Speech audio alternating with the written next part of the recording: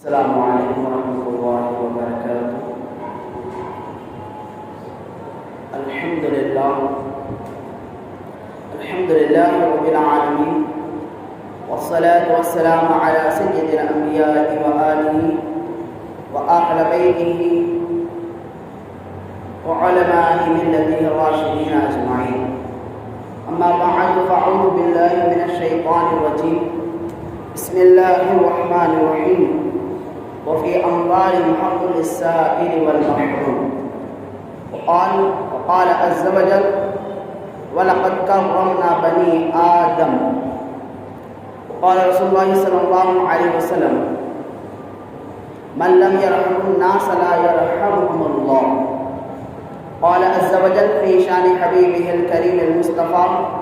إن الله وملائكته يصلون على النبي يا أيها الذين آمنوا صلوا عليه وسلموا تسليما، اللهم صل على سيدنا مولانا محمد وعلى آله وصحبه أفضل صلواتك وعدد معلوماتك وبارك وسلم۔ محترم سامعین، جو گزشتہ کئی جمعہ سے ہم حقوق کے تعلق سے سماعت کرتے آ رہے ہیں کہ دوست کے حقوق، رشتہ داروں کے حقوق اور اسی طرح دیگر شعبجات کے معاملات کو سماعت کرتے آ رہے ہیں، پھر بھی حالات اور واقعات کے حساب سے بھی بیان سماعت کرتے آ رہے ہیں۔ تو آج کی اس جمعہ ہم جانوروں کے حقوق سے متعلق اسلامی تعلیمات کو سماعت کریں گے۔ جانوروں کے کیا حقوق ہیں؟ آج شاید اس عنوان کی طرف ہماری زیادہ توجہ نہیں جاتی ہے، لیکن آپ کو معلوم ہونا چاہیے کہ اسلام وہ ایک فطری دین ہے جو جہاں پر ماں باپ کے حقوق بتاتا ہے، رشتہ داروں کے حقوق بتاتا ہے، دوستوں کے حقوق بتاتا ہے، بھائی بہن کے حقوق بتاتا ہے،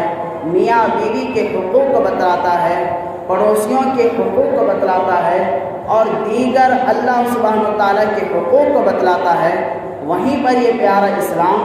جانوروں کے ساتھ انسان کا کیسا تعلق حقوق کے اعتبار سے ہونا چاہیے، کیسا ایک رویہ ہونا چاہیے، اس کو بھی قرآن پاک اور حدیث پاک کے ذریعے سے بتاتا ہے۔ کیونکہ اللہ سبحانہ وتعالیٰ نے حضرت آدم کے تعلق سے فرمایا وَلَقَدْ كَرَّمْنَا بَنِي آدم، کہ ہم نے انسان کو عزت اور شرافت کا تاج پہنایا ہے،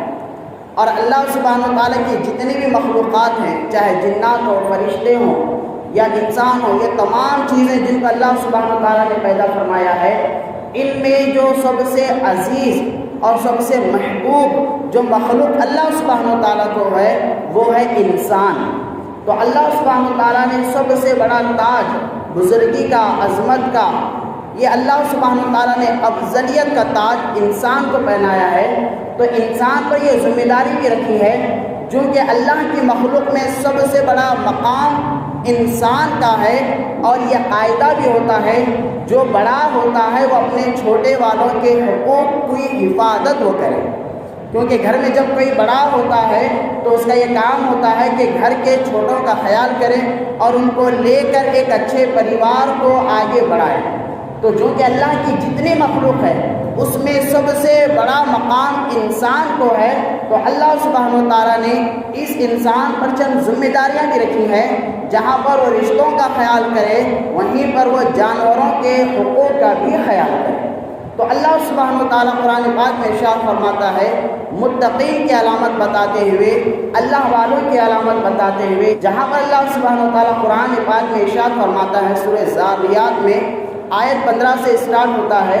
اللہ پاک متقین یعنی اللہ سے ڈرنے والوں کی صفات کو بیان کرتے ہوئے ارشاد فرماتا ہے وَفِي أَمْوَالِهِمْ حَقٌّ لِلسَّائِلِ وَالْمَحْرُومِ، کہ اللہ والے متقین جو اپنے مال کو خرچ کرتے ہیں وہ دو طریقے کے لوگوں پر خرچ کرتے ہیں، ایک سائل پر، دوسرا محروم پر۔ سائل کسے کہتے ہیں، محروم کسے کہتے ہیں؟ سائل اس کو کہا جاتا ہے جو سوال کرے مال کے تعلق سے، جسے عام طور سے جیسے فقیر وغیرہ ہوتے ہیں، یہ آپ سے پیسے کو مانگتے ہیں، اللہ پاک فرماتا ہے جو متقین ہوتے ہیں وہ کیا کرتے ہیں، جو ان کے پاس پیسہ مانگنے کے لیے آتا ہے، سوال جو کرتا ہے وہ اس کو پیسہ دیتے ہیں، جو ناطق ہوتا ہے اس کو وہ پیسہ دے کر اس کی مدد کرتے ہیں۔ ساتھ ہی ساتھ یہ وہ لوگ ہوتے ہیں جو محروم کے اوپر بھی پیسے کو خرچ کرتے ہیں، ان کے ساتھ بھی اچھا سلوک کرتے ہیں۔ محروم کون ہے تو بتایا قرآن پاک کی تفسیر میں، تفسیر تبیان القرآن میں، کہ محروم وہ ہوتا ہے جو غیر ناطق ہوتا ہے، یعنی جس کی زبان نہیں ہوتی ہے لیکن اس کے باوجود وہ محتاج ہوتا ہے۔ جس کو بتایا گیا وہ ہے جانور، جس کی زبان نہیں ہوتی ہے لیکن زبان نہ ہونے کے باوجود وہ جانور کھانے پینے کا محتاج ہوتا ہے، اور اس کو کھانا پینا دینے کی ذمہ داری اللہ سبحانہ وتعالیٰ نے انسان کو دی ہے، اور انسان میں جو مالدار ہوگا اس پر یہ ذمہ داری رکھی ہے، کیونکہ جو مالدار ہو مال کو خرچ کرے جانوروں پر بھی، وہی اللہ سبحانہ وتعالیٰ کے متقین بندوں میں شامل ہو جاتا ہے۔ تو اللہ سبحانہ وتعالیٰ اللہ والوں کی پہچان یہ بتائی ہے، جہاں پر جو مانگنے کے لیے آتا ہے وہ اس کو دیتا ہے، اس کے ساتھ بھلائی کا معاملہ کرتا ہے، نیکی کا کام کرتا ہے۔ وہیں پر اللہ والوں کی یہ بھی علامت ہے، بالخصوص جن کے پاس مال و دولت ہے وہ جانوروں پر بھی مال کو خرچ کرتے ہیں۔ کھانے پینے کا جو محتاج ہوتا ہے لیکن زبان سے کہتا نہیں ہے، اس پر مال کو خرچ کرتے ہیں، اس سے اچھا سلوک کرتے ہیں۔ اگر کسی کے گھر میں جانور ہے تو وہ اس کے ساتھ اچھا بیہیو کرتے ہیں، اس کے حق کو ادا کرتے ہیں۔ اللہ کے رسول صلی اللہ علیہ وسلم نے کئی ایک موقع پہ ارشاد فرمایا، جانوروں کے حقوق کو سمجھو، کہ جانوروں کے حقوق کے تعلق سے ہماری توجہ ہوتی نہیں زیادہ، لیکن اللہ کے رسول فرماتے ہیں دنیا میں کئی ایسے لوگ ہیں جن پر لعنت برستی ہے محض اس وجہ سے کیونکہ وہ جانوروں کو ستایا کرتے ہیں، جانوروں کا حق ادا نہیں کرتے۔ اور اللہ کے رسول فرماتے ہیں جہنم میں جانے والوں میں وہ لوگ بھی شامل ہوں گے جو جانوروں کا حق ادا نہیں کرتے، اور محض کئی لوگ ایسے ہوں گے جو کہ جنت میں داخل کیے جائیں گے اس وجہ سے کہ انہوں نے جانوروں کا حق ادا کیا۔ اب یہ جانوروں کا حق ادا کیسے کرنا ہے؟ تو اس کا مطلب یہ ہے کہ جانوروں کو بلا وجہ تکلیف نہیں دینا۔ اگر جانوروں کو ہم اپنے کھیت کے لیے، گھر کے کام کے لیے یا اپنی سواری کے لیے استعمال کرتے ہیں تو جتنا ان کا حق ہے اتنی ہی ان سے خدمت لینی چاہیے۔ ان کی جان سے زیادہ جب ان پہ ظلم کریں گے تو ان کے حق کو مارنا ہوگا۔ یہاں پر یہ بات اس لیے میں لا رہا ہوں جانوروں کے حقوق کے تعلق سے، آپ اسلام کی فطرت کو دیکھیں۔ اسلام جہاں پر انسانوں کے حقوق کو بتاتا ہے وہیں پر جانوروں کے حقوق کو یہ بتاتا ہے۔ اینیمل رائٹس آج دنیا بھر میں اس کو لے کر کئی ایک کمیونٹی والے اور تنظیمیں بناتے ہیں، مجالس بناتے ہیں، اور جو پروٹیکٹ کرتے ہیں جانوروں کو کہ جانوروں پہ ظلم زیادتی نہ ہو۔ اور بعض ملک تو ایسے ہیں جہاں پر جانوروں کو زیادتی کا شکار بنانے پر آپ پر کیس بھی ہو سکتا ہے، آپ پر ایف آئی آر بھی ہو سکتا ہے۔ اور ہمارے ملک ہندوستان میں بھی کئی ایک جانور ایسے ہیں جن کو نیشنل لیول پر جس کو ملک کی علامت بتائی گئی ہے۔ بتانا مقصود یہ ہے آج جانوروں کو پروٹیکٹ کرنے کے لیے، جانوروں کی حفاظت کرنے کے لیے اور جانوروں کی حقوق کی ادائیگی کے لیے لوگ بات کرتے ہیں، لیکن اسلام وہ پیارا مذہب ہے جو آج سے 1400 سال پہلے جانوروں کے حقوق کو یہ بتا دیا ہے۔ تو بتانا مقصود یہ ہے جب ایک اسلام جانوروں کے حق کو بتاتا ہوگا، جانوروں کے حقوق کو ادا کرنے کی تعلیم دیتا ہوگا، وہ انسانوں کو لے کر کتنی تعلیم اور تاکید نہیں فرماتا ہوگا۔ جب اسلام یہ کہتا ہے کہ جانوروں کا حق ادا نہیں کرنے کی وجہ سے لوگ جہنم میں بھی جا سکتے ہیں، تو وہی اسلام ایک انسان کی تعظیم اور اس کی تحریم کے تعلق سے کتنی تاکید نہیں کرتا ہو۔ آج لوگ اسلام کو لے کر دہشت گردی کا لیبل لگاتے ہیں، کسی ایک مرڈر کو اسلام کے ٹیررسٹ سے جوڑ دیتے ہیں، کسی ایک کے قتل کو جو کہ نہیں ہونا چاہیے اگر کسی نے کیا اور اس کا نام مسلمان ہے، ہونے والے کا نام نان مسلم ہے، اس ایک چیز کو یہ کہہ دیتے ہیں اسلام دیکھو کیسا مذہب ہے، خون خرابے کو کتنا پسند کرتا ہے۔ ارے ایسا نہیں ہے، بلکہ اسلام وہ مذہب ہے جو جانوروں کے حقوق کو بتاتا ہے، اور اللہ کے رسول صلی اللہ علیہ وسلم ارشاد فرماتے ہیں جب تم جانوروں کو بھی ذبح کرو تو اس کے پورے پراپر حق کو ادا کرو۔ صحابہ نے عرض کیا یا رسول اللہ یہ تو جانور ہیں، ان کو کاٹنے میں اور ان کو ذبح کرنے میں کیا حق ادا کریں؟ اللہ کے رسول نے فرمایا جب ان کو ذبح کرنے کے لیے لاؤ تو گھسیٹ کر نہ لاؤ، بلکہ انہیں پیار و محبت کے ساتھ لایا کرو، اور جب ان کو ذبح کرنے کے لیے لٹایا کرو تو اس سے پہلے انہیں پانی پلایا کرو، اور جب انہیں کاٹنے کے لیے چھری چلاؤ تو چھری تیزی سے نہ چلاؤ بلکہ 3 بار آہستہ آہستہ سے ان پر چھری چلایا کرو، اور جب اس جانور کو پورا ذبح کرو، جب اس کی کھال کو، جب اس کے چمڑے کو اس سے کھینچنے کی کوشش کرو، اس کو ذبح کرتے ہی اس کے چمڑے کو نہ کھینچو بلکہ جانور کو پورا ٹھنڈا ہونے دو۔ جب جانور پورا ٹھنڈا ہو جائے، پوری جان اس کی نکل جائے، اس کے بعد اس کے چمڑے کو اس کے جسم سے تم جدا کرو۔ کون اتنا خیال کرتا ہوگا؟ کون اتنا سوچتا ہوگا؟ لیکن اسلام نے یہ جانوروں کے حقوق بتائے ہیں۔ اللہ کے رسول صلی اللہ علیہ وسلم ایک باغ میں تشریف لے جاتے ہیں، ایک انصاری کا باغ تھا۔ آپ علیہ السلام جیسے ہی اندر داخل ہو جاتے ہیں تو ایک اونٹ دوڑا دوڑا آتا ہے، آ کر اللہ کے رسول صلی اللہ علیہ وسلم کے پاس آ کر رونے لگتا ہے۔ آقا دو عالم صلی اللہ علیہ وسلم اس اونٹ کے قریب جاتے ہیں اور وہ جو زبان کو ہلا ہلا کر کچھ کہہ رہا تھا، جو کہ آپ علیہ السلام کو اللہ سبحانہ و تعالیٰ نے پورے جہاں کا علم عطا فرمایا تھا، جانور کی بولی کو بھی آپ سمجھتے تھے۔ یہ آقا دو عالم صلی اللہ علیہ وسلم کا خاصہ تھا کیونکہ اللہ سبحانہ و تعالیٰ نے آپ کو رحمت للعالمین بنایا تھا،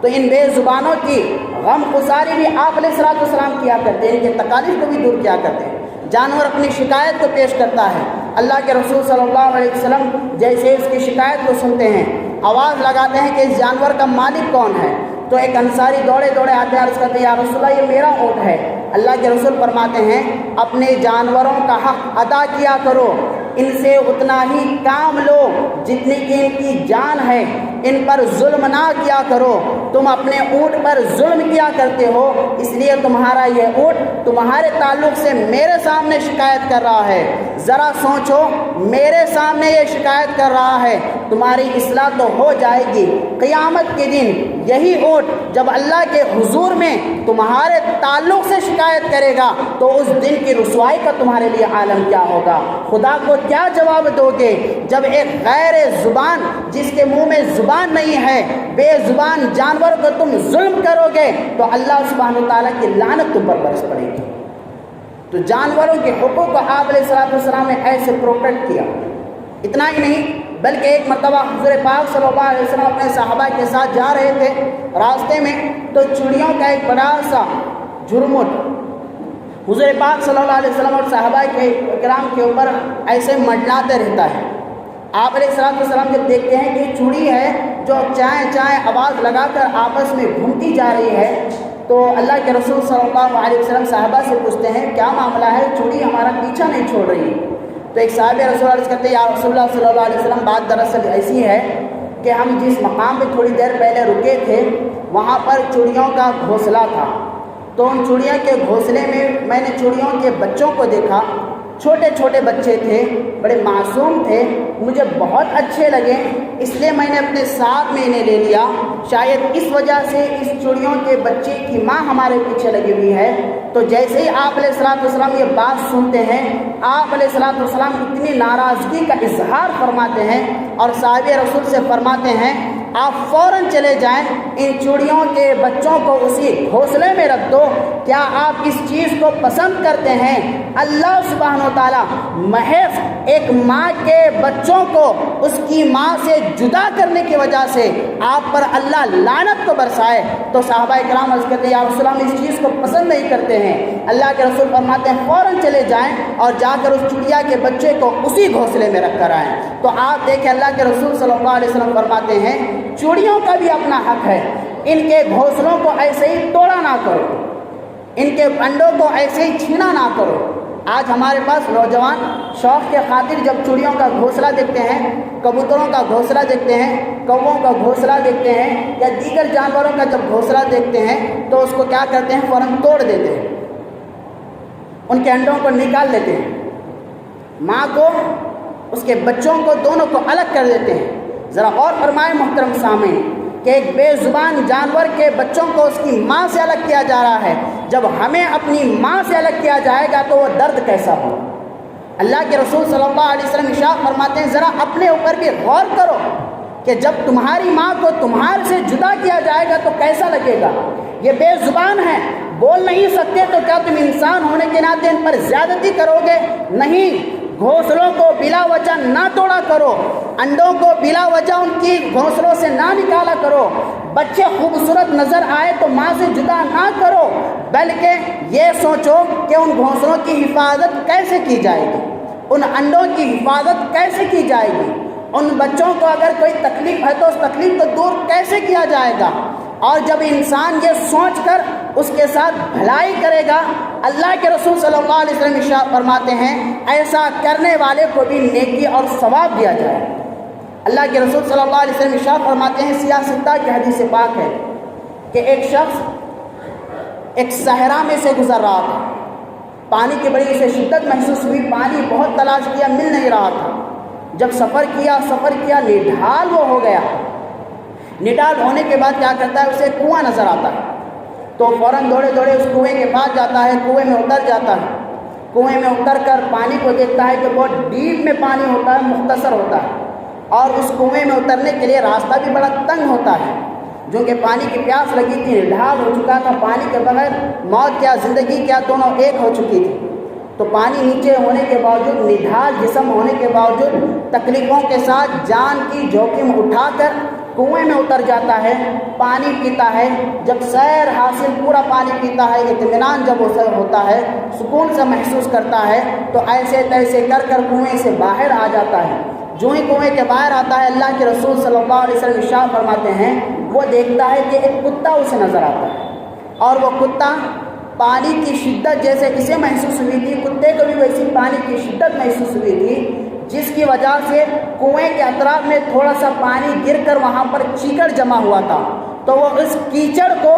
چوس کو اور اس کیچڑ کو کھا کر اپنی پانی کی پیاس کو بجھانے کی کوشش کر رہا تھا۔ تو شخص کو بڑا اس پر رحم آیا کہ جیسے میں پیاسا تھا، کتا بھی ایسے ہی پیاسا ہے، اور پیاس کو بجھانے کے لیے یہ کیچڑ کو کھا رہا ہے، تو وہ کیا کرتا ہے؟ فوراً کنویں میں ایک نظر ڈالتا ہے کہ میں کیسے پانی کو باہر نکال کر اس کو پلاؤں، جبکہ خود اس کے لالے پڑ چکے تھے کنویں میں اتر کر پانی نکالنا۔ لیکن یہ کہتا ہے اگرچہ کہ بے زبان ہے لیکن اس میں بھی جان ہے، اگرچہ کہ یہ ایک ایسا جانور ہے لیکن اس کے باوجود جیسے میں اللہ کا مخلوق ہوں یہ بھی اللہ کی مخلوق ہے، جیسے میں محتاج ہوں یہ بھی محتاج ہے، دل میں اس کے لیے طلب اڑتی ہے۔ اب وہ پانی کی طلب اور اس کی حاجت کو پوری کرنے کے لیے کتے کی پھر سے کنویں کے اندر اتر جاتا ہے، جو کہ کوئی ڈھول وغیرہ نہیں ہوتا ہے۔ اللہ کے رسول صلی اللہ علیہ وسلم ارشاد فرماتے ہیں وہ اپنے جوتے کو نکالتا ہے،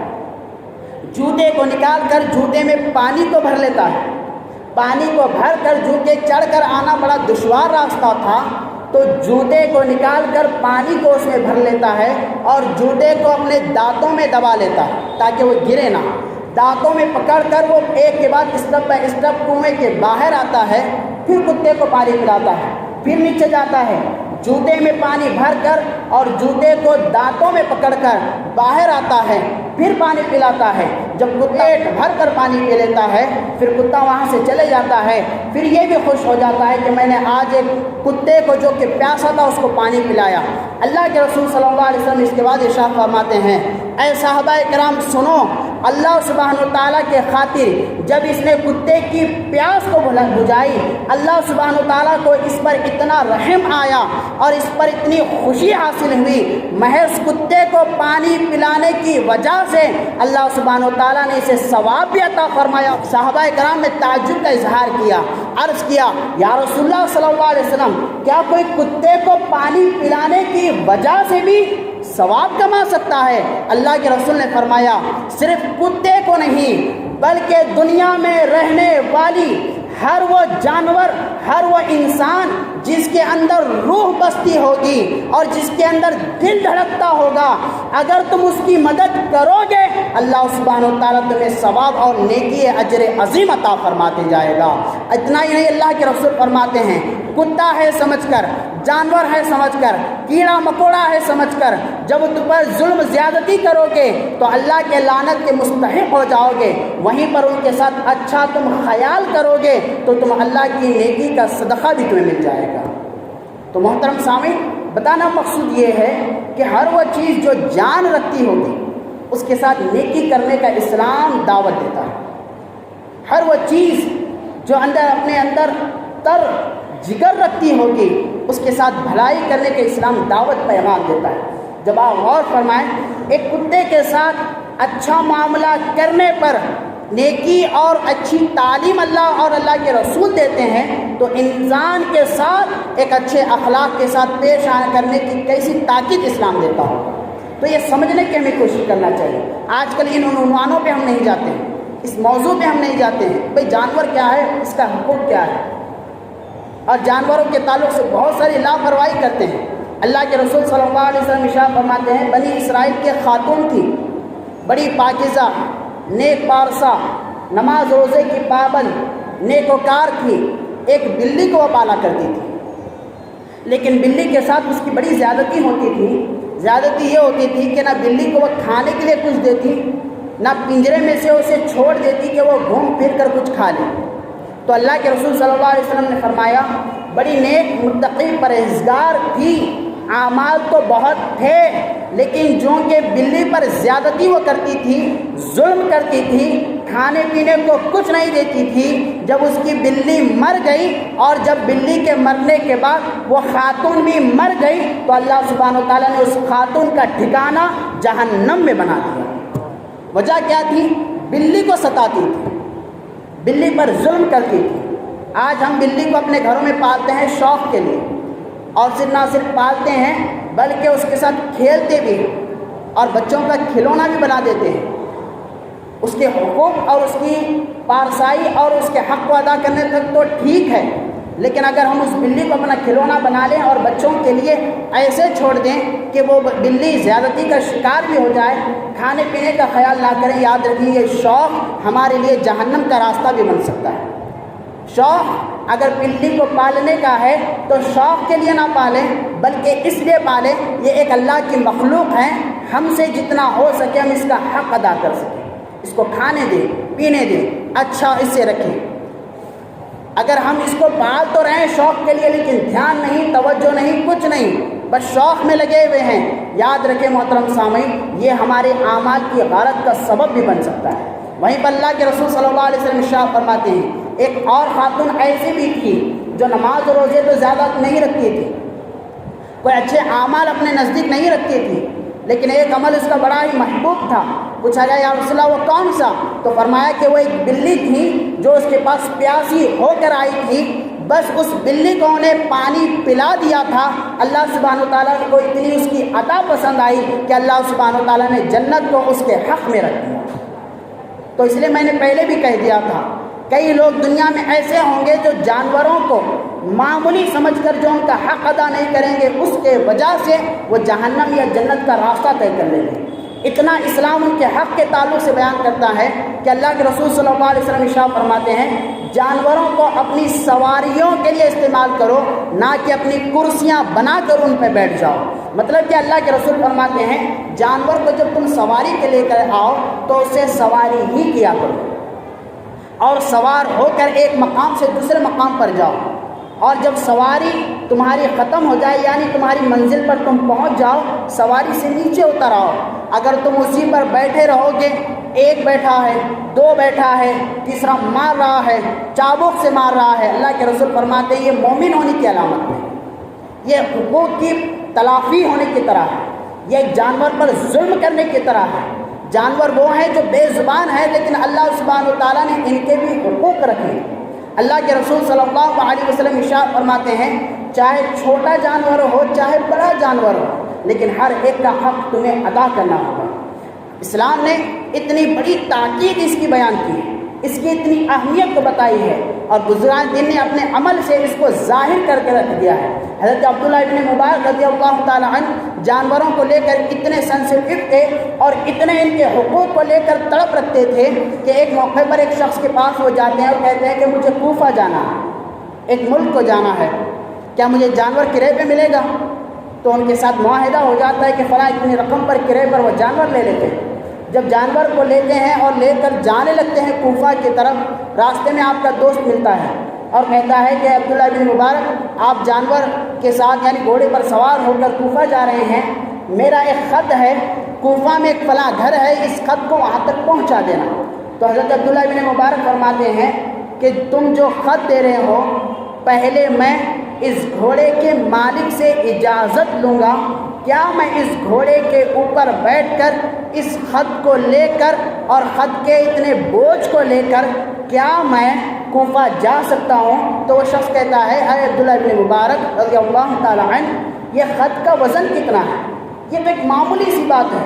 آپ کیوں اتنا اس میں سوچ رہے ہیں؟ تو فرماتے ہیں نہیں، بلکہ اگرچہ کہ خط کا کوئی وزن نہ ہوگا لیکن پھر بھی یہ ایک سامان ہے جو کہ جانور کے اوپر ہو کر جانے والا ہے، پہلے میں اس کے مالک سے اجازت لوں گا، اگر وہ اجازت دے گا تو میں خط کو لے کر جاؤں گا۔ بتانا مقصود یہ ہے ہمارے بزرگان دین ایک خط کے زیادہ وزن کو بھی جانور پر رکھ کر بلا اجازت اس کے مالک کے لے جانے کو پسند نہیں کرتے تھے، اور اسلام نے یہاں تک تاکید فرمائی ہے کہ جب تم بکری ہو یا اونٹنی ہو یا گائے ہو، ان کے دودھ کو جب نچوڑو تو اپنے ناخنوں کو زیادہ بڑا نہ کرو، کیونکہ جب تم ان کے دودھ کو نچوڑو گے، دودھ کو دھونے کی کوشش کرو گے، اگر ان کے ناخن اگر چبھیں گے تو اس جانور کو تکلیف ہوگا، اور شریعت اتنی تکلیف کو بھی جانور کے برداشت نہیں کر سکتی۔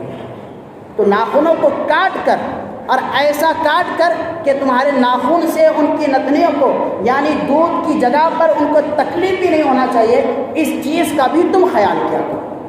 تو اب غور فرمائیں اسلام کہاں تک تاکید کرتا ہے، کہاں تک ان کے حقوق کو بیان کرتا ہے، کہاں تک ان کی اہمیت کو دلاتا ہے۔ ہم بالکل لاپرواہ ہیں جانور کے تعلق سے، کوئی راستے پر جانور مر کر گرا ہوا ہے، ہمارے دل میں کوئی چپک بھی نہیں ہوتی، الٹا تماشائی بن کے ہم اس کو دیکھنے لگتے ہیں، اچھا بکری تھی اوپر چڑھ رہی تھی، گر گئی مر گئی، افسوس بھی ظاہر نہیں کرتے ہیں، اس کو ہٹانے کے لیے کوئی انتظام بھی نہیں کرتے ہیں۔ جانور راستے پر گر گیا، الٹا گاڑیاں اس کے اوپر سے چلے جائیں گے لیکن کوئی ہٹانے کی کوشش نہیں کرے گا۔ بے زبان ہے تو اس کا کیا مطلب ہے؟ لیکن اللہ نے ہم نے تو زبان دی ہے، ہمیں تو اللہ سبحانہ وتعالیٰ نے وَلَقَدْ كَرَّمْنَا بَنِي آدم کہا ہے، ہمیں تو اللہ نے بڑا کیا ہے، تو بڑے ہونے کے ناطے چھوٹوں کے ساتھ کیا یہی سلوک ہونا چاہیے؟ آخری بات محمود غزنوی کے ایک والد کا واقعہ ہے، بڑا دلچسپ یہ واقعہ ہے کہ محمود غزنوی جو کہ سلطان وقت تھا، اس کے والد کا نام تھا سبکتین۔ یہ کہتا ہے کہ ایک بادشاہ کے پاس یہ غلام تھے اور اس بادشاہ کے پاس یہ ہمیشہ نوکری کیا کرتے تھے۔ تو ایک مرتبہ بادشاہ سے یہ کہتے ہیں کہ نوکری کے دوران کہ آپ مجھ سے 7 دن تک کام لیں، یعنی ہفتے میں آپ 7 دن تک مجھ سے کام، 6 دن تک آپ مجھ سے کام لے سکتے ہیں، لیکن ایک دن مجھے چھوڑ دیں، میں شکار کرنے کے لیے جنگل جانا چاہتا ہوں۔ اور ان کا یہ معمول تھا محمود غزنوی کے والد کا کہ وہ شکار کیا کرتے ہیں۔ اور یہاں پر شکار کے تعلق سے یہ بات بھی ذہن نشین رکھیں، جو اسلامی تعلیمات ہے شکار کرنے کی،